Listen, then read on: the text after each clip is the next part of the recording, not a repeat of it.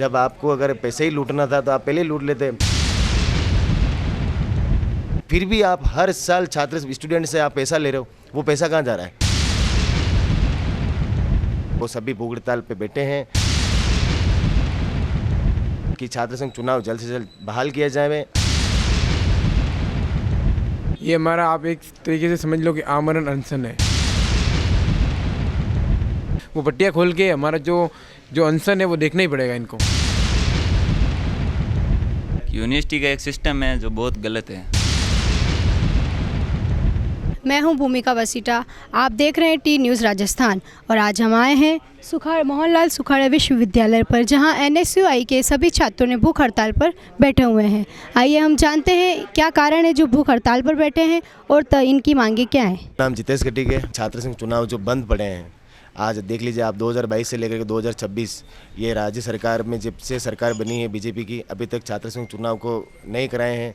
लोकतंत्र की पहली सीढ़ी है छात्र राजनीति का अगर आप गला घोटोगे तो नए जो छात्र हैं, पढ़े लिखे नौजवान आज अगर एजुकेशन में प्रशासनिक में कहीं आगे बढ़ते हैं तो वो कैसे राज्य को देश को चलाएंगे वो तय करेंगे। आने वाला भविष्य है, उनकी हत्या करने का काम कर रहे हैं। साथ ही साथ यहाँ पर जब चुनाव होते थे तो हर एक काम होता था, उसके बाद में आज कोई भी काम नहीं हो रहे हैं। आज स्टूडेंट इतने परेशान हैं, हॉस्टल्स के हालात आज इतने ख़राब है, हॉस्टल के अंदर इतनी बदबू गंदगी हो रही है, कोई भी काम नहीं हो रहे हैं। इस सभी मांगों को लेकर हम बैठे हैं। SFS की जो सीटें हैं 25-25 हज़ार रुपये आप मनमानी तरीके से आप फीस वसूल रहे हैं। फिर गवर्नमेंट यूनिवर्सिटी और प्राइवेट यूनिवर्सिटी में डिफरेंस ही क्या रह गया?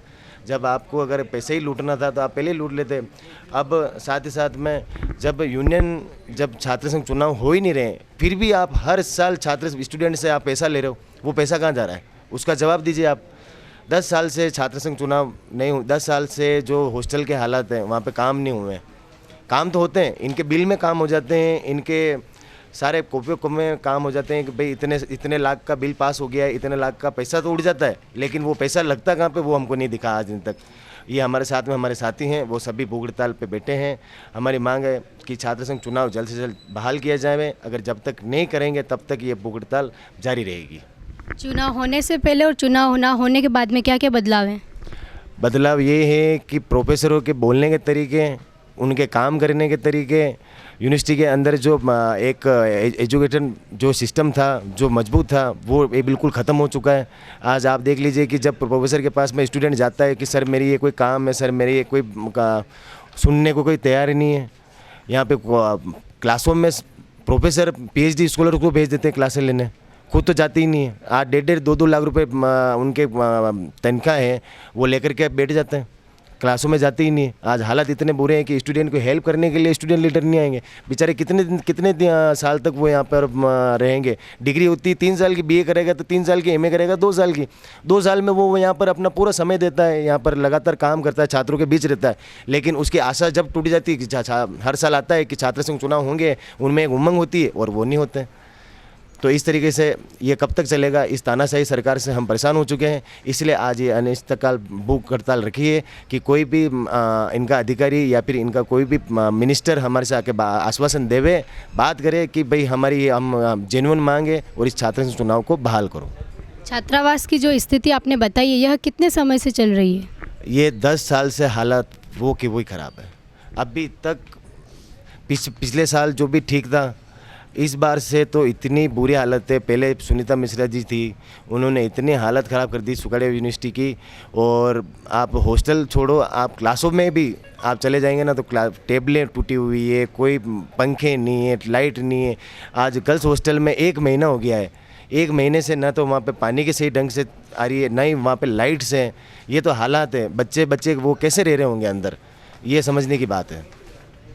यानी प्रशासन अनदेखा कर रही है, आपका यही कहना है? बिल्कुल अनदेखा कर रहा है, इसलिए ये हमारी हड़ताल है, भूख हड़ताल अनिश्चित काल तक, कि जब तक हमारी मांगे जेन्युइन मांगे पूरी नहीं हो जाती तब तक हम ये भूख हड़ताल जारी रखेंगे। सूर्यपाल सिंह देवड़ा। यह जो आपकी मांगे हैं, अगर ये मांगे आपकी पूरी नहीं होती है तो आगे आप क्या करेंगे?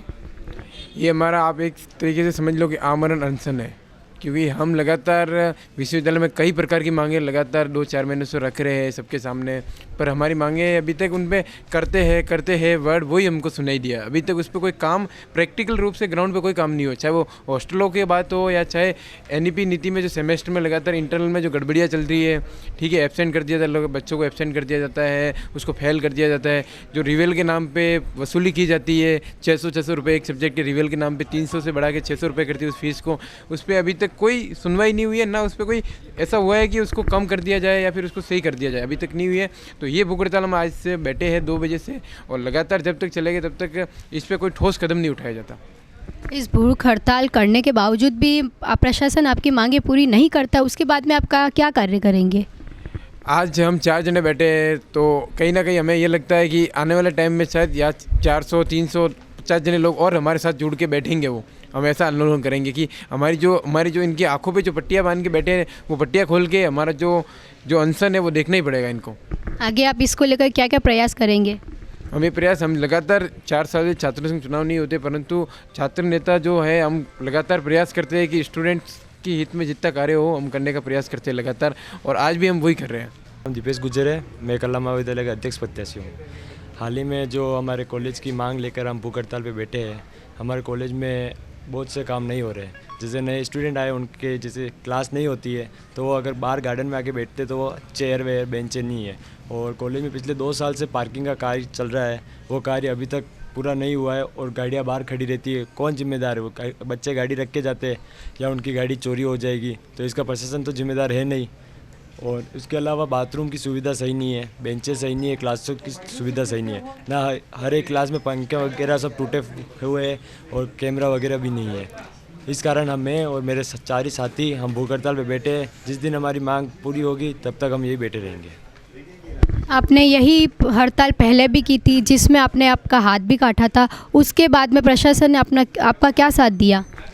पहले मैंने हाथ काटा था, वो हाथ वाइस चांसलर को हटाने के लिए काटा था कि हमने बताया था वाइस चांसलर ने मानना प्रताप पर गलत टिप्पणी करी थी, तो उस पर हमने हाथ काटा था। मैं माँ पन्नादाई का वंशज हूँ, तो मैंने माँ पन्नादाई की तस्वीर लेके हाथ काटा था। मैंने उनको ये संदेश भिजवाया मेवाड़ में कि आज भी वो खून जिंदा है मेवाड़ का, कि किसी के लिए मारा ना पड़ता। अब हमारे जो आदर्श है उनके लिए हम गलत नहीं सुन सकते, और उस हाथ काटने से हमें यही मिला है कि हमने वाइस चांसलर को उनकी सीट से हटा दिया। आप इस हड़ताल पर बैठे हैं, आपकी क्या मांगे हैं? हमारी ये मांग है कि यूनिवर्सिटी का एक सिस्टम है जो बहुत गलत है, क्योंकि जो बच्चे एक एग्ज़ाम देते हैं, मतलब एग्ज़ाम नहीं देते हैं उनको भी एब्सेंट लगा देते हैं, और देते हैं उनको भी एब्सेंट लगा देते हैं। तो जो बच्चे जिनकी डिग्री फाइनल हो गई है, अब वो आगे कंपटीशन एग्ज़ाम की तैयारी करे तो उनके बाधा आती है। मोटी समस्या ये है।